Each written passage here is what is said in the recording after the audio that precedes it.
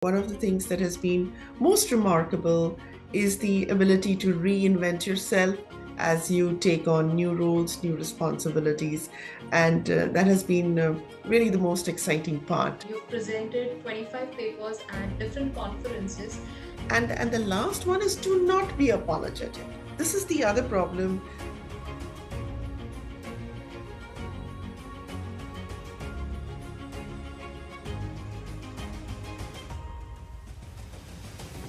Hello and welcome to CIO News. I am Simran Shiwalkar, a journalist at CIO News and your host for today.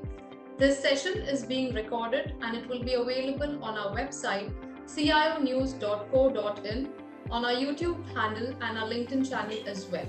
Today we are back with yet another episode from our exclusive series called Wonder Women in Tech, and I am pleased and proud to announce our esteemed guest, Ms. Nidhi Srivastava. She is the VP and Global Head of AI Cloud Offerings at TATA Consultancy Services. Nidhi, thank you so much for agreeing to do this with us. It's a pleasure. Thank you for having me here. Absolutely, and fantastic. Thank you so much for joining us this evening.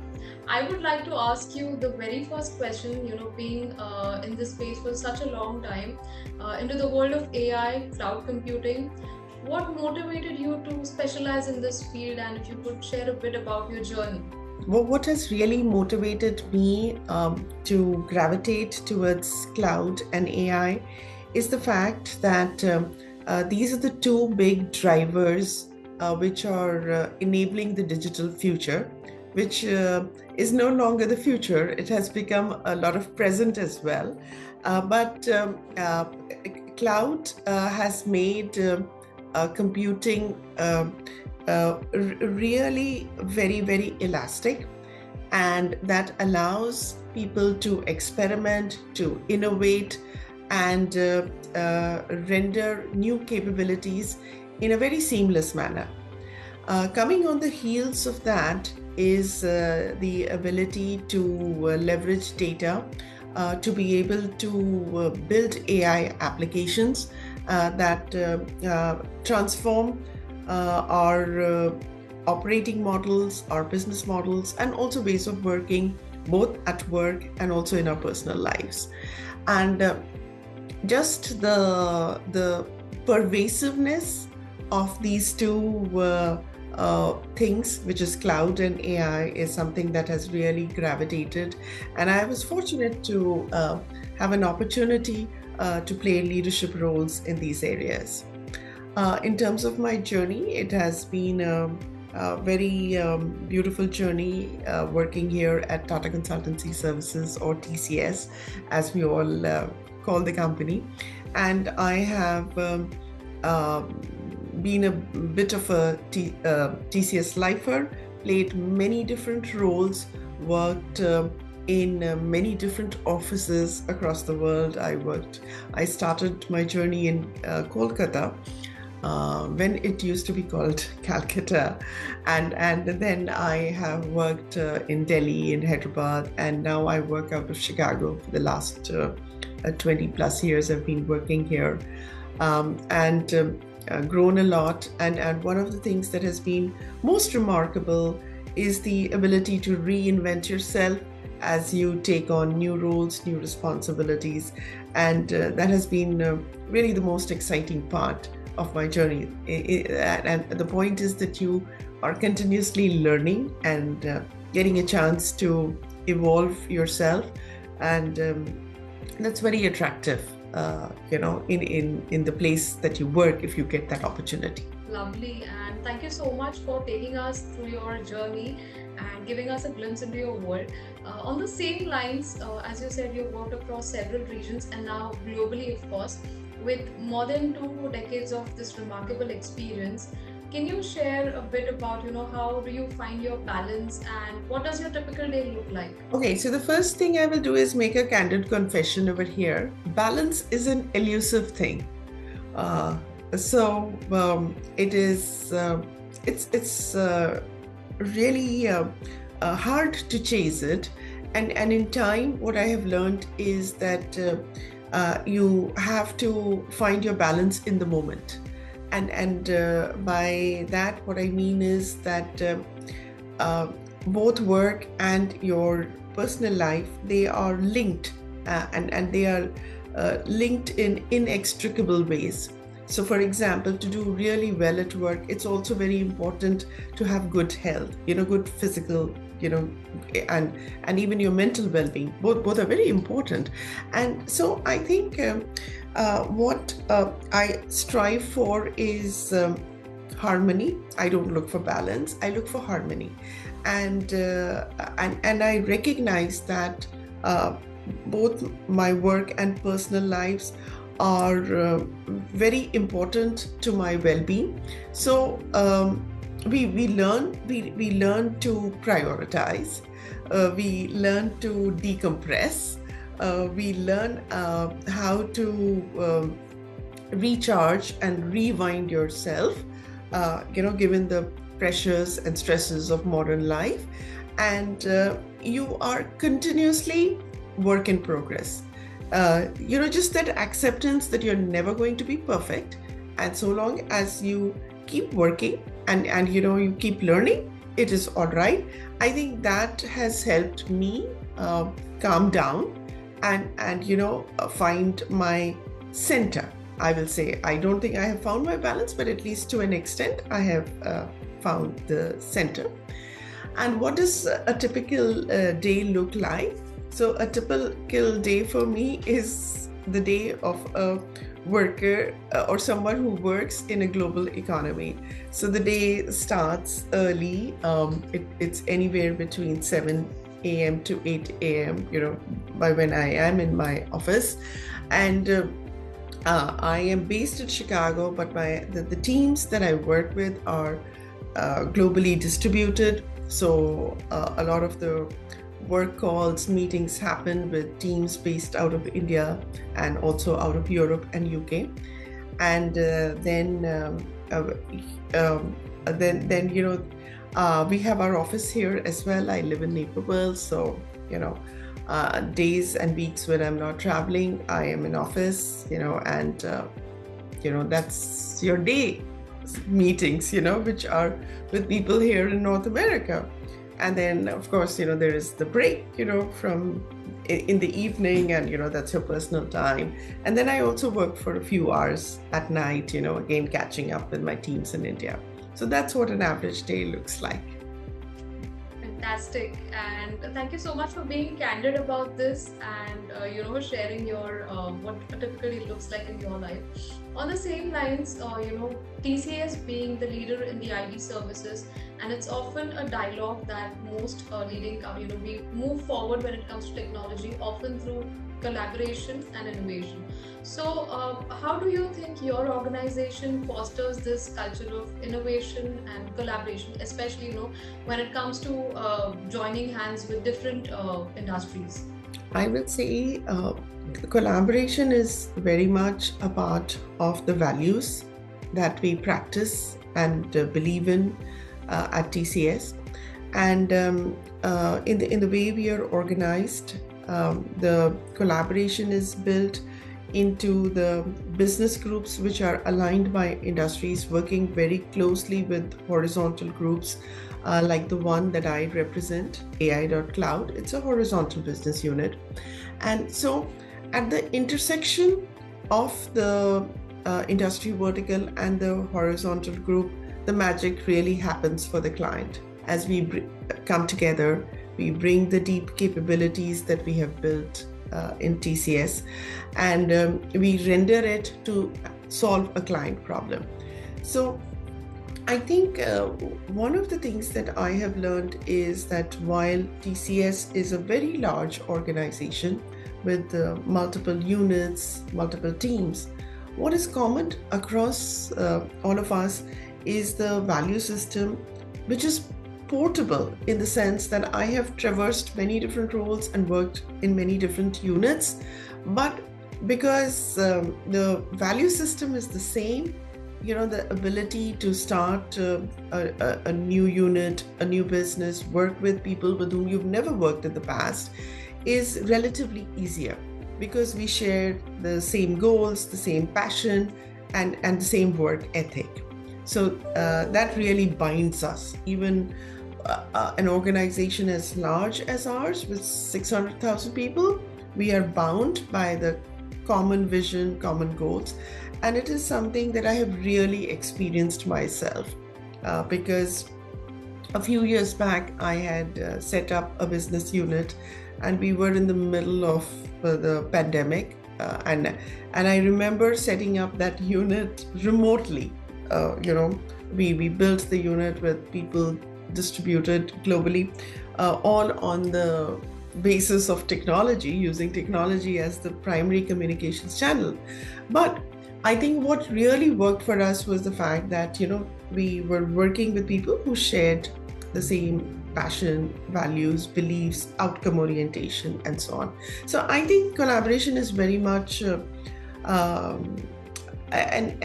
binding force for us here at TCS. In terms of driving innovation, we are encouraged to look for challenging status quo and doing things better, more effectively, and the whole idea of generating customer delight by doing things and continuing to improve and improvising them. So that's what we call incremental innovation. And then on the other hand, you'll have something which is more disruptive.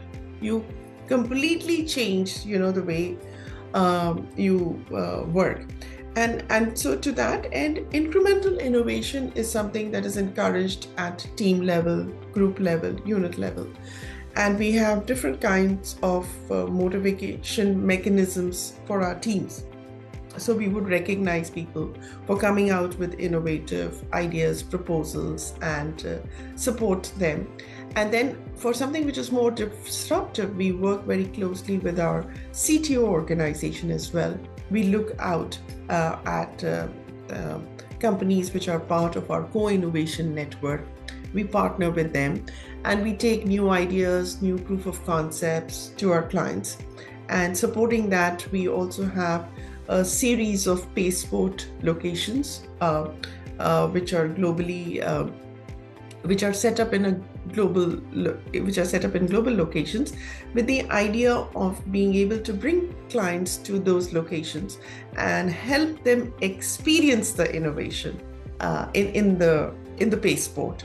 And with that, we disseminate it and diffuse it further for our clients. So that's our approach to collaboration and innovation. Thank you once again for being so elaborative, and I think that's rightly, like you said, it's a culmination of both disruptive as well as incremental. On the similar lines, because you have this experience again of so many years in this space, are there any common challenges that you have observed, especially when it comes to financial institutions and banking? When we talk about digital implementation of digital strategies? So I will say that in my experience working with the banking and the financial services industry, they have been very, very tech savvy. They have been early adopters of change, technology change, whether it was embracing enterprise agility or looking at cloud and looking at digital. But having said this, given the fact that it's a very regulated industry, so one has to ensure that as you adopt these big mega trends, you ensure the safety of data, the privacy of the customer, and you are in compliance with regulation. These are the three things that you have to be very grounded to as you bring about and as you bring in change. But for most parts, and I will say that in my experience and in my career, I have worked very closely with the banking financial services, and they've always been at the leading edge, at the cutting edge of absorbing technology change. Thank you for pointing out the change and the complexities and simplifying it for me, Nidhi. Next, I would like to understand it from you. You have significant contribution. You've presented 25 papers at different conferences. According to you, what do you think are some emerging trends or insights in process consulting that practitioners or leaders need to be especially aware of? So I will say that in the last few years, what has really changed is the pervasive of technology in everything that we do, and that has come into our processes also, and the ways we work. And so it is very important when you look at processes today that the processes be agile and adaptive. This is very critical, and the velocity with which you build new products, bring out new changes, new features, that has accelerated a lot over the last few years and decades that I have been working. So you have to look at processes that are adaptive to listening to clients, making changes, and bring out new releases very fast. That's the big change that has come. So you have to bake in quality at every stage with the intention of early detection of defects and your ability to course correct in time and minimize rework. So these are the big changes that have happened on the process side. Customer centricity is so key. Customer delight has gone and focusing on customer delight is very central to how you design and build processes. So keep your ear to the ground, build processes that allow you to learn, introspect, and course correct in real time, and deliver results very fast. I think these are some of the things that have changed on the process side. Great. And lastly, I would like to hear it from you, reflecting on your own experiences. Any word of advice or best practices that you would like to share with our aspiring leaders, or especially women who look forward to making their mark in this space?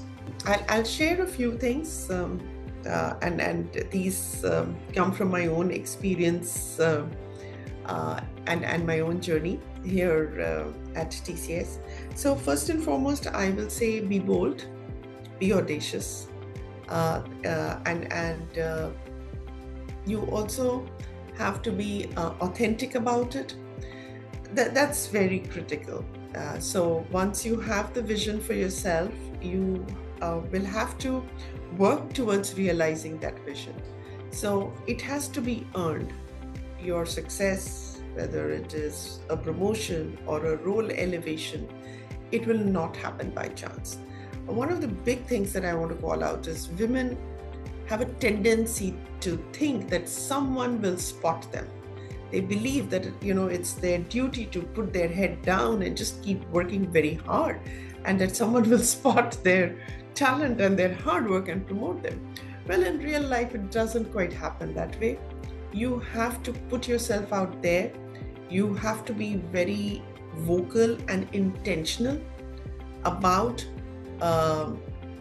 what you bring to the table, what you can achieve, how that helps the organization.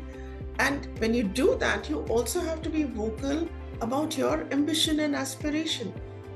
I think this is the part that I feel women in particular have to learn the most about, articulating it and then like competing for it. It is both a competitive and a collaborative world out there at business, and you have to be able to do both. You have to collaborate really well, but then you also have to compete for yourself to rise and grow. And these two things are not at cross purposes. You have to keep working on it. And the last one is to not be apologetic. This is the other problem that I have experienced at times, and this is something that I keep working on myself as well. Please do not keep second guessing and waiting for your perfect self to emerge and then ask for a promotion or a role elevation, because there is no perfection in life. There is only goodness in life. So you have to earn it. You have to be very, very aware and intentional about moving forward in your career, and you have to keep working on it every single day. Great, and rightly, like you said, you have to put yourself out there, you have to be vocal, aware, and intentional. I just love the way you put this across so simply. And Nidhi, this conversation has been engaging and very inspirational for me. I'm sure our viewers and listeners have a lot to take away from this session. So I would like to thank you once again for being a part of this series today. Thank you. It's been a pleasure and wonderful speaking with you, Simran. Absolutely, and likewise, because like I said, we've been connecting with a lot of women in this space. So thank you so much for interacting with me and sharing your best practices and insights, giving a glimpse of your how your day looks like. So thank you once again. I personally look forward to having more such conversations with you. Thank you.